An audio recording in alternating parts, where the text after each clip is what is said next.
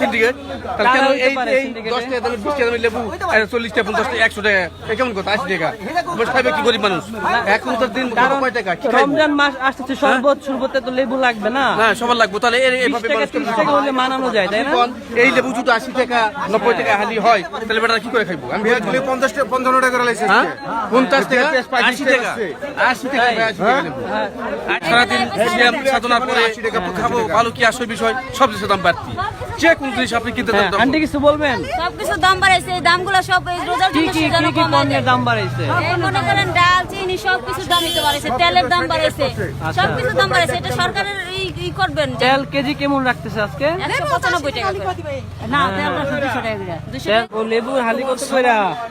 লেবুটা 80 টাকা লেবুটা 60 টাকা এটা কত এটা 80 টাকা হালি 20 টাকা পিস না আর এই যে এটা এই যে এটা ভাই এটা ওই যে এটা কত 60 টাকা না ও আচ্ছা দর্শক এই যে এই দোকানে আমরা দেখতে পাচ্ছি যে এই লেবুগুলা 60 টাকা হালি পিস 15 টাকা করে পড়তেছে না আর ওইগুলা আপনার কি মনে হয় দাম একটা বিক্রেতা হিসেবে কি মনে হয় দাম বেশি কিনা কেন দাম এত মাল নাই তো সিজন এখন হলো সিজন ছাড়া মালের আমদানি কম মাল আমদানি নাই যোগান কম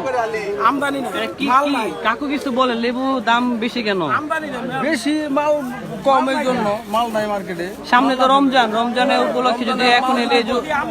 মাল যদি পর্যাপ্ত পরিমাণে হয় তাহলে দাম কমবো কারণ সামনে তো রোজার মাস আছে তখন কি হবে যদি মাল বাইরে আমদানি হয় তাহলে কমিয়ে দেবো